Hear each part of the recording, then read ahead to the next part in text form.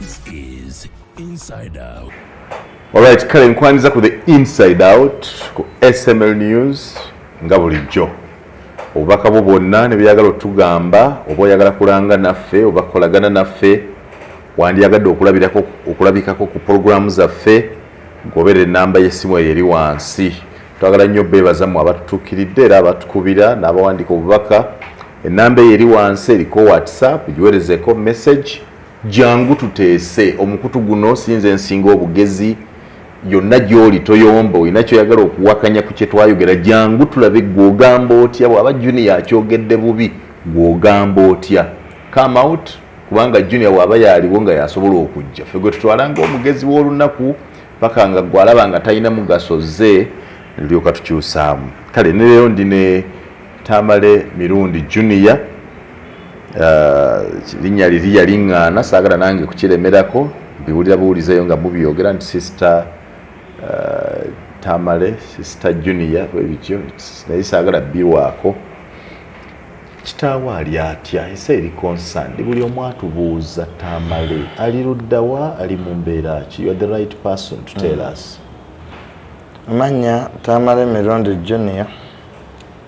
Ekisooka nebaza Sa Simon Muyanga lutayo kumpita wano olwaleero.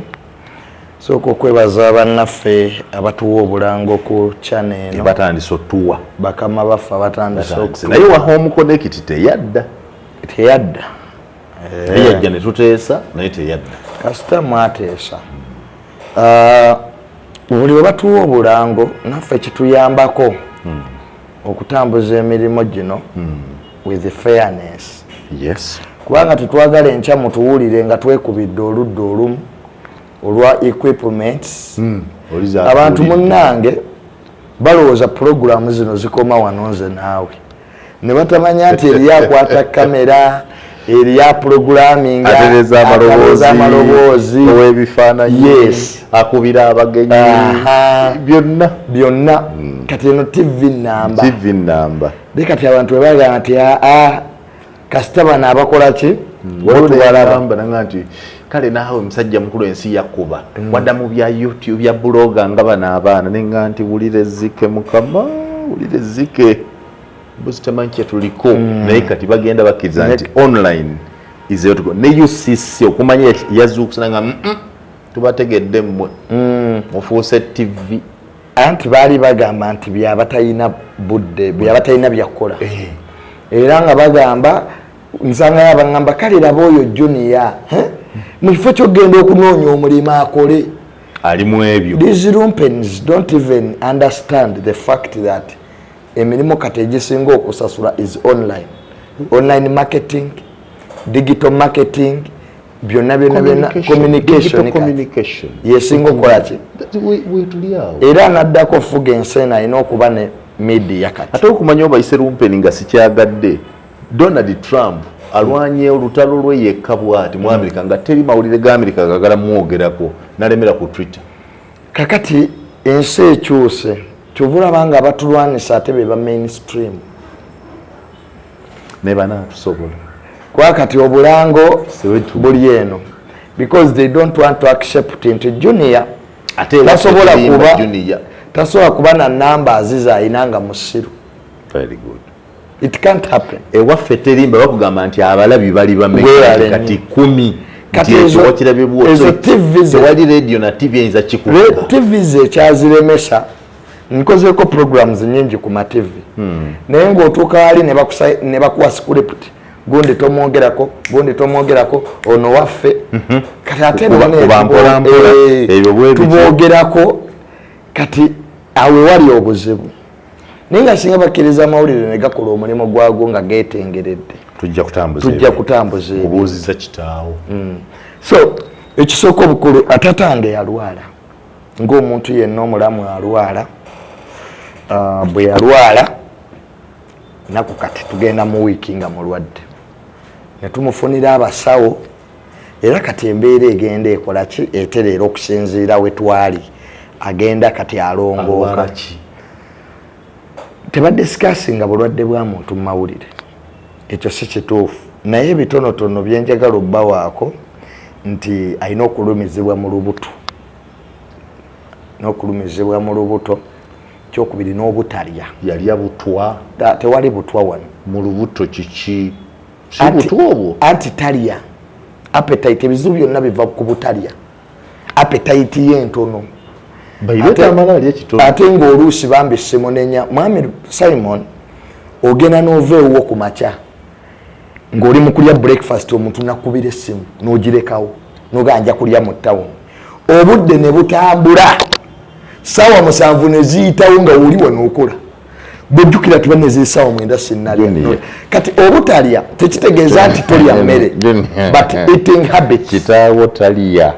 Butalya mmere lwakwa talina budde oba yeesiba nnyo ku mwenge gwe mugamba wano n'agamba abafa n'ekibumba ekiramu baba nedda omwenge si mubi ng'olidde. Waliwo lwe gukulemesa okulya. Ekyo kisoboka. Okitegeera naye nkugambye nti omwenge si mubi. Kwa nange ngunwa n'abalala bagunwa naye the basis appetite. Nze Tamale ngwikiza nga nti tuwuute wano supu ekigere n'alya newaka n'emmere alyamu n'alyaku katono. Newaka tulwana appetite eno gye tulina okulwanako nnyo kuba emmere eddagala. Ne bwe tunamutwala mu malwaliro agafaanana gatya because guno omulundi kati gwakutaano this year ng'agenda mu ddwaliro. But doctors are saying the same thing. Talya. Appetite ye ntono kati buli wobanga tolya omubiri gunafuwa. Naye anywa. Atukola byokulya n'okunywa akolako kikubi. Okunywa si kyekizibu. Because omwenge si kibi nange ngunwa ne ba parliament bagunwa. The problem is not drinking but drinking. Get from it. Ogunywa gufuna mungi. Baba bagukolera tugufune mungi. Gabadde mafuta anti gatambuza. You see, Mama, don't bring arguments that don't have conclusions. Is this an Arab country? To the Saudi Arabia? I drink. Ministers, some of them drink, MPs drink. There is nothing wrong with drinking as long as you eat. You have not answered the question. And you are arguing with an intellectual. You are an intellectual. For every food we take, there are ingredients. Protein, carbohydrates, fat, sugar, glucose, sucrose, everything. Ogunywa gufuna mungi. Abagukola tugufune mungi. Gwe ogusomako bagamba guli mungi. The root cause of the problem. The root cause is the manufacturer. What was the intention of manufacturing alcohol? Is it petrol to move cars? Is it holy water we use in church? Go and ask the manufacturers. If beer is bad, you see, guns don't kill people. People kill people. Using guns. Using guns. So the problem is mundu. Abantu bebatta abantu nga bakozesa ki? Kati gwe manufacturer ku Nairobi breweries. Okay, what is the intention of making beer? Simple. Kubanga sijja kugogerera batamiivu bonna. The drunkards, everybody has his opinion and perception why they are drinking. Some are drinking because... That's why I'm asking, what is yours? Me, Why do you drink? I personally... At your age, a very handsome young man. Personally, it is a family trait. Genetically. There are things...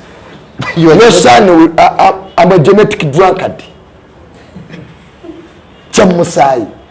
Ilanze nebe naliyo mutonga tata afa tutera bia munywanto. So at our home there is nothing wrong with beer. And everybody knows it. We are not Muslims. This is not an Arab country. How do you feel nga your role model, your best brother, Hamu Chigundu Tanywa? That is his choice. But he's your best role model. Of course. Yes. Why don't you copy Hamu? Even twin brothers or twins think different. Watugamba Hamu wagambe chigambo. Yes, has ever told me to stop drinking. Such olinzi. Mukuru wange Hamu bwampi. Wakyogera. I will stop drinking. but mu bigambo byonna mukulu wange Hamu byaŋŋamba sebo Hamu Kigundu Haji gw'otutaasa ku nsonga eno alayidde nti bw'omugamba nti tanywa Junior will stop drinking.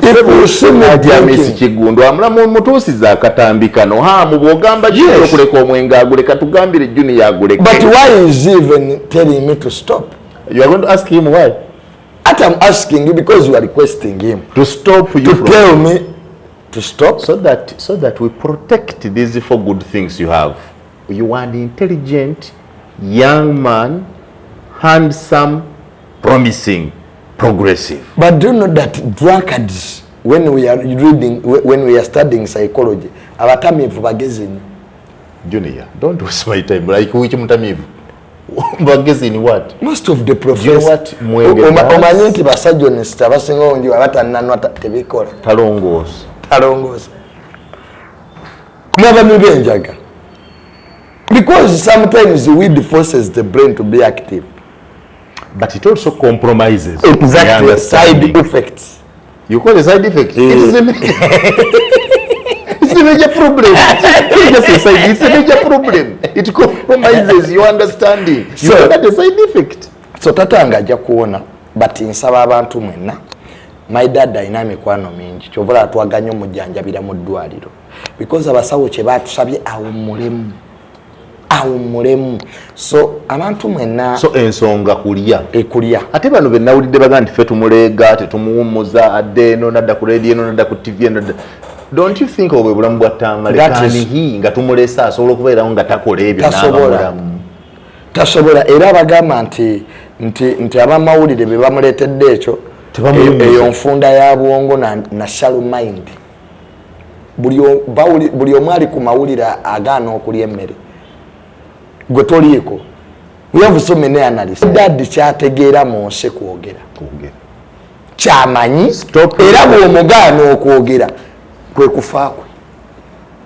because nze my dad anjagala nnyo kuba I understand him leave alone the frustration bit of it bwe yagenda mu gavumenti najjayo frustrations n'obusungu ate nga mutuufu kayabakolera the man worked for them tebamusasula was he working for no salary he had a salary he was working every month for a salary anedda ye kyagamba bamuwa akasiima akole ki nga basiima ki emirimu gye omuntu oforcing omuntu okusiima emirimu gye ati tokereza yabakolera which is what ne bamusasula bonna be basiimye mu gavumenti eno babakoledde ki yes I saw Frank Gashumba saying nti we wabaayo omuntu eya defending gavumenti eno that was Tamale Mirundi Senior and I told General Sale he was blind General Sale yambuuza what should we do for your dad he's very intelligent nemugamba General musima omusajja awummule nga tumusiima kolaki bo bali bakama be omanyi kitaawo bwe yavuma Simon natuganze ndimbwa let us separate abanamusima bali bo bakitegedde and when I talk to them they accept he worked for them so we want him to get something agende ng'abalala be babasiimye ninga ajja kuwona abantu baffe mwenna tubeebaza abatusindikidde obubaka sobo naawe nenkwebaza ng'omu ku bakwano be naye kati lwaki tumubuulirira n'atandika okulya emmere kuba kati gwe omumanyi nnyo mukoze even before I was born you were his friend why don't you tell him that Mr. Tamale you eat food simanyi bwe nyiza kimugamba nzonyera mugamba kuleka mwenge ate gwe ogenda tasobola kuguleka omwenge si gwe mubi butalya kuba ne bwataagunwe ng'era talya even if omwenge ne bwaguleka ng'era asigadde talya era will have problems anti bwaleka omwenge n'appetite egenda kudda anti omubiri gujja kubeera wiiki tokimanye muno nti babikuggyako omulundi gumu tosagamba muntu abadde anwa nti tanwa naye muddwayo bamuwaako newagaa nti kati kameza eddagala mumuweeko netufuna akakopo omubiri ne gubeera nga gukola ki enjoka enzymes ziyinza okukaaba tobiwulirangako muli habu tebatwala omuntu agenda bamuggyako kitono naye nga bambi ate tanwa nnyo kiri awo just butalya naye wanaatandika okulya ajja kutereera ajja kutereera. So ye maama waakola ki ku nsonga eyo? Akole ki? Lwaki ono afuluma talidde? Tunenya ffe tunenya mukyala bamuwa n'alyako kati tibakwata ebyokulya tebiriiwo bamuwa era gikonamu fooko olunaku ne luggwako ate ayogera the energy he uses. So what is your solution as a family? This one is your family asset. I will sit him down, make him to understand that he has to eat food. Change is part of life. Are you not getting late? When he doesn't listen to me, katimba simanyi gwanawuliriza. Era nkimugamba nnyo. Mugambe Hamu ayogereko naye. Mukulu wange Hamu ekyo nakyo kikola because Hamu oyo yasigaza Hamu yekka gwawuliriza naawe. Oyo ye bwayogera siddamu kwa munsi olina obeerayo ne gwowuliriza. Nze Amisi ne bwankubira kati mukulu wange nenyirawo boda nenyenda kati mugamba atugambire Tamale kati tujja kutuula tulabe engeri taata gye tumukuyambamu alye emmere bannaye waliyo n'ebi supplements waliwo omukyala abeera UK yabimpeereza mbu eating problem kizibu nakyo kiri awo tofunangako food poisoning. Nakyo okulya nako kulimu obutwa n'okulya nti ng'oli aguzibwa buli kimu oyagala okiryeko nabwo obuzibu obwakubiri. Nze nagenda mudwaliro omusawo n'angamba Junior ogenda lwala stop lekerawo okulya chips lekerawo okulya enkoko lekerawo nga byampa bikawa bukayi nemuga doctor ndeka bundye nakati ndye jjobyo nabiryako olunaku olwo nemukolera nemuga doctor ndeka funa alusa. Omanyi kati nze obulamu nabuta ensi bw'ogijjako amaanyi naye kujjako amaanyi kandi wateeka amaanyi ku doctor kandi wateeka amaanyi ku doctor kandi buli nze siraba nabaga nti omukazi alina siriimu naye ng'anyirira bwati mugamba gwe siriimu kyali kisiraani kyo mulaabi ogenda oddako ebyo ebintu omukazi yalwala nze n'omukazi gwe nayenyena naye muloogi omukazi munene bwati kekisajja naye gwe kaana gwe omukazi onaamusobola nemuga dirwe nakuyita omunkwatireko di namumala ne tufuluma babiri loogi ng'oli nemuga kati simumazi. You say Ugandans bw'ogendera ku bye bagamba you not enjoy life fe batuvaako bagamba kati akakano badde okasobirako. Oliyo omukazi abeera omunene ku myaka gyo nga tomusobole ngalikwiseeko nga mubinula nga omanyi those women are funny. Omukazi ogenda n'omukanaga kale Junior oli kaana kato n'omugamba madamu weewato gwe mpaamu buwi tulabaani muto ekazi limaliriza liga nakunyoomya nno naye inside out tuliko ne Joseph Tamale emirundi tusabira muganda waffe Joseph Tamale emirundi siniya wangaale abeewo mukama amusuuse bulungi kubeera okubanga okuva mu bulamu bw'ensi n'atulekera abaana nga bano abaatulekedde olugendo lw'amaanyi mukama asooka amutulekere tumusabira mwenna abamujjanjaba so muwulidde emirundi gyali mulwaddemu ekizibu kya butalya tebaamuwa butwa si kirala teyeewabudde kulya ate ne bwabwewa talina apatayiti kubanga musajja mirundi katumusabire tumusabira abeere bulungi.